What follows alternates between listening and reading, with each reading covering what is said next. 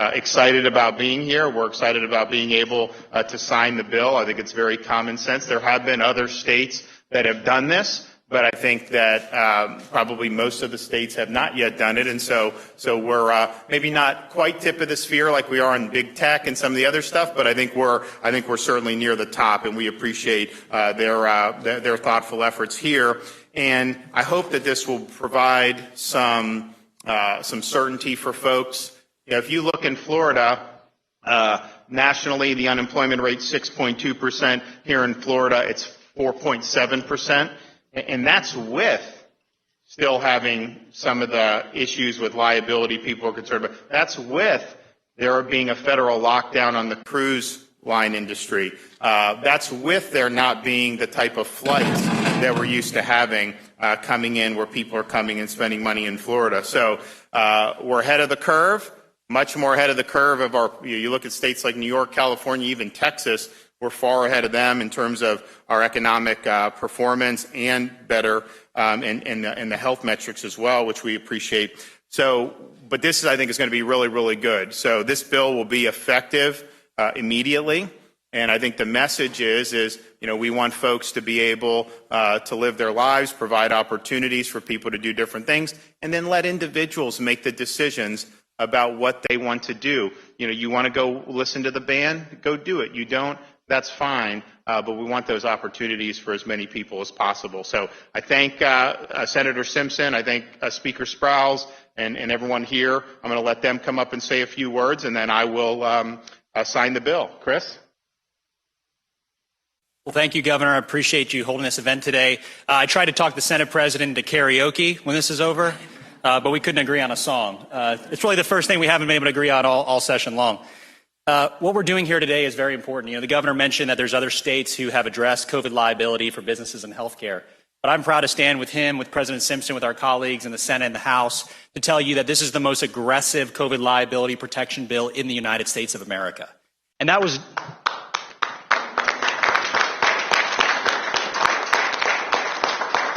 I commend the governor for his leadership. You know, we all took this on. You know, this is a great example for Floridians on how your government works, and truly works together.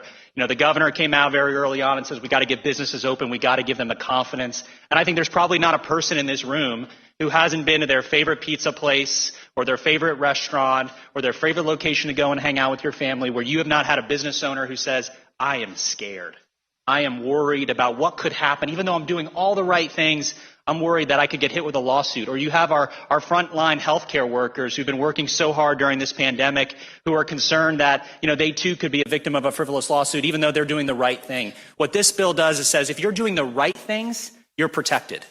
You're protected and you have the most aggressive protection in America. If you're doing the wrong things, then there's a way for people to get there. But this is an awesome example about how our partners in the Senate, Senate President Simpson and I got to work together with our Senate colleagues, with our House members, Chair Burton on the Health Care Committee, spearheaded our work in the health care liability bill. Representative Lawrence McClure from Plant City tackled our business liability bill, which we passed off the floor week one. But we're proud of the work of the House and Senate. It's a great example of our government working for small business owners and for people throughout the state who are doing the right thing. We're delighted to be here.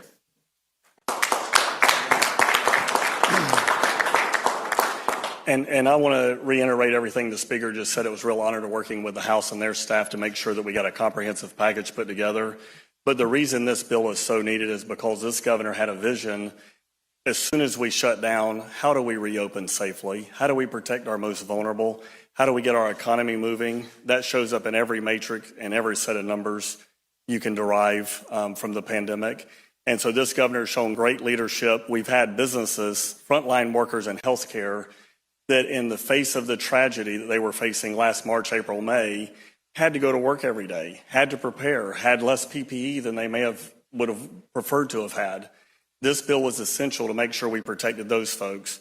All of the days that were shut down, there were no farmers shut down anywhere. There were no truck drivers shut down anywhere.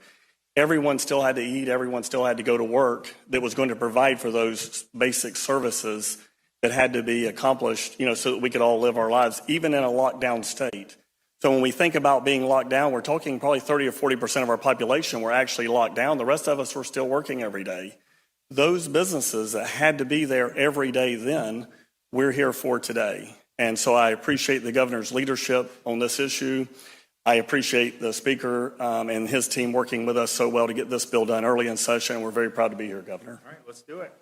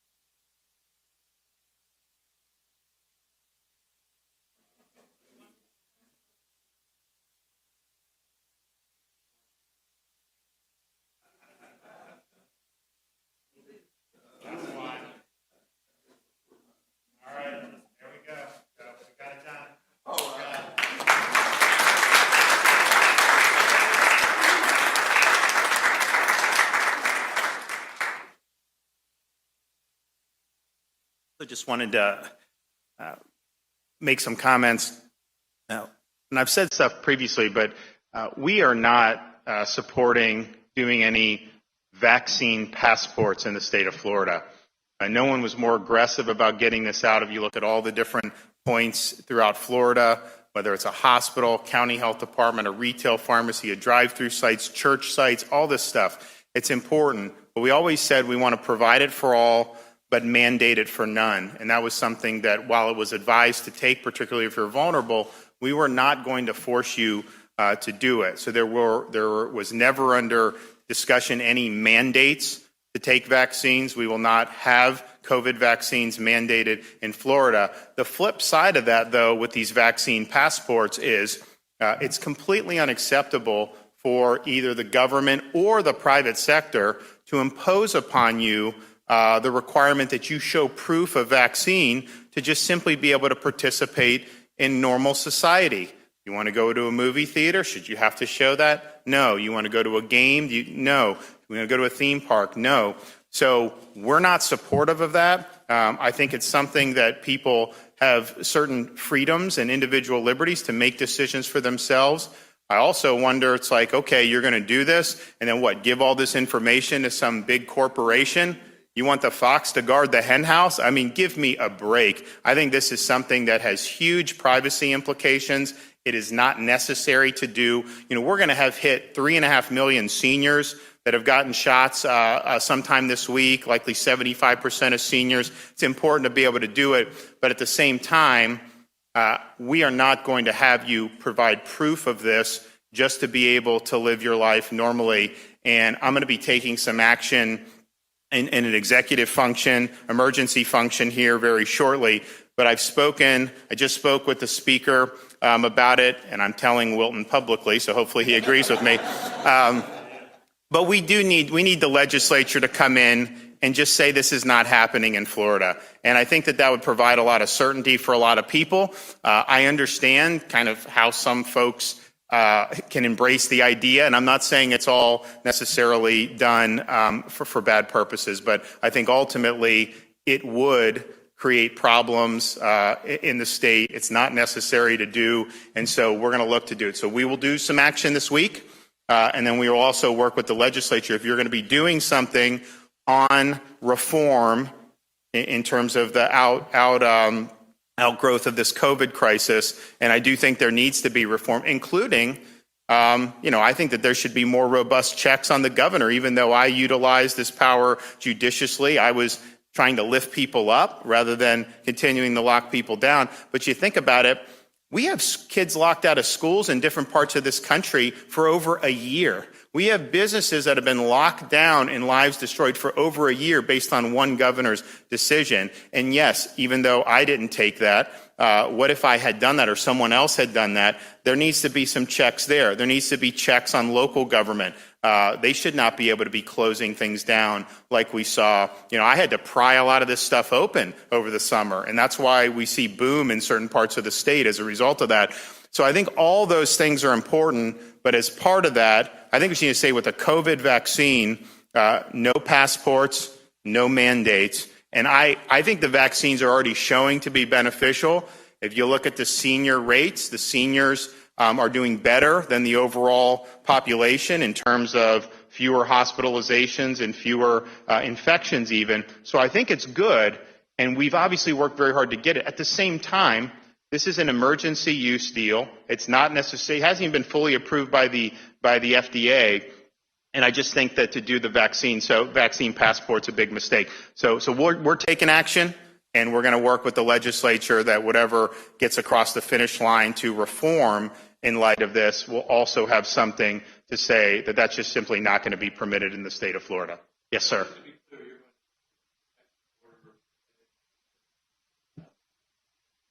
And you're asking the legislature to also pass legislation. So I think, yes. So we're going to do an emergency order, which is obviously temporary, but then we want them to make it permanent to say no COVID vaccine passports. This is something that we want available for all, but mandated for none. Can you talk about the people that were affected by your decisions? There were pregnant women, people with COVID, people caring for children at home who were denied unemployment because you didn't waive the requirements. And Who's that? Can you give me that information? they did waive them in states like Texas. You have the information on those people that you can provide? Well, yeah. Why didn't you waive it here? Why were those people denied? So you didn't. Can you provide me the indications of that or the examples? Provide us the information. Okay. All right. Next. Governor, are you asking for names, or we're asking you questions about actions you've taken? So are you looking for names that we need to give you? I don't trust the premise of the question. But yes, I would like to see some validity to what they're saying before I indulge the premise, because I don't think that the premise, it's not something I'm going to accept at face value. Okay, let's do something else. Yes, sir.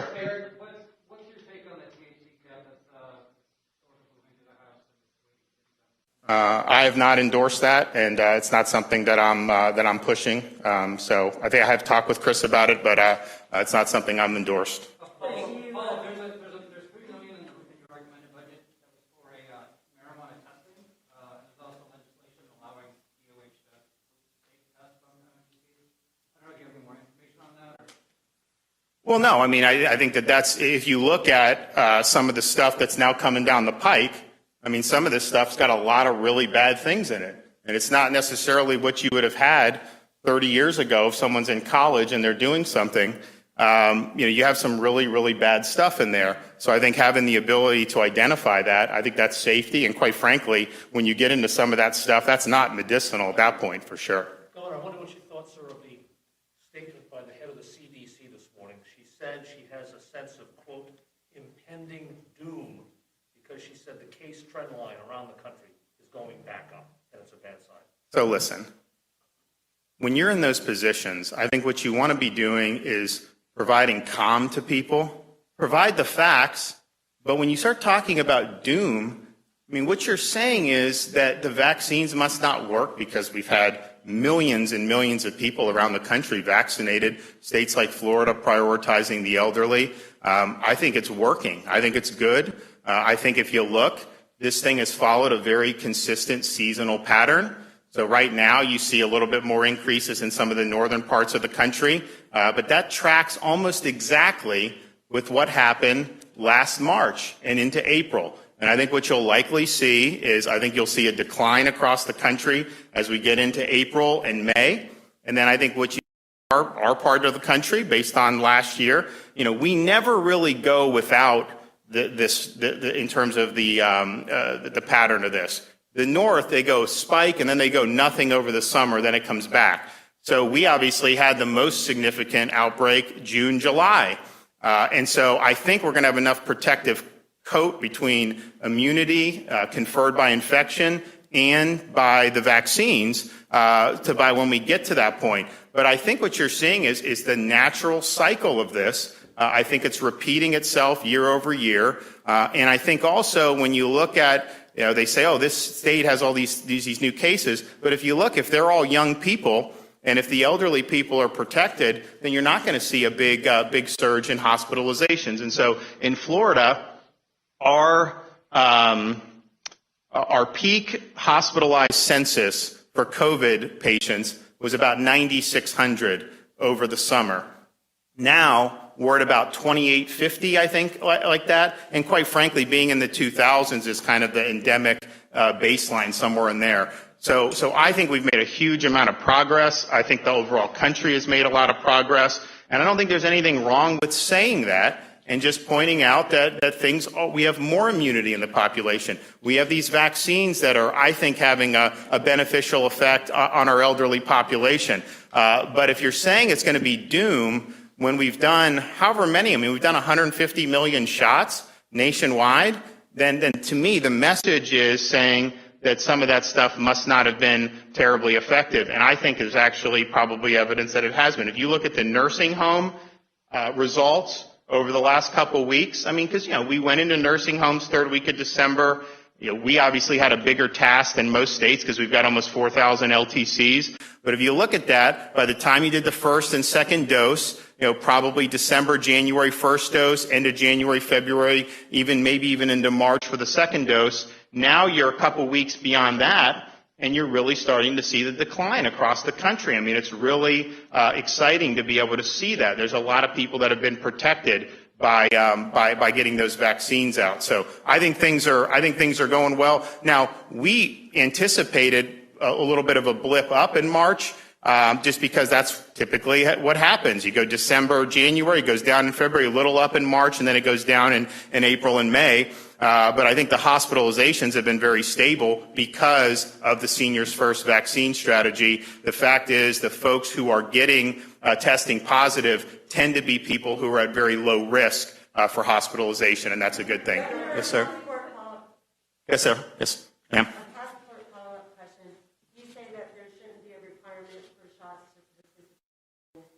Normal everyday life. The state has mandates for school children.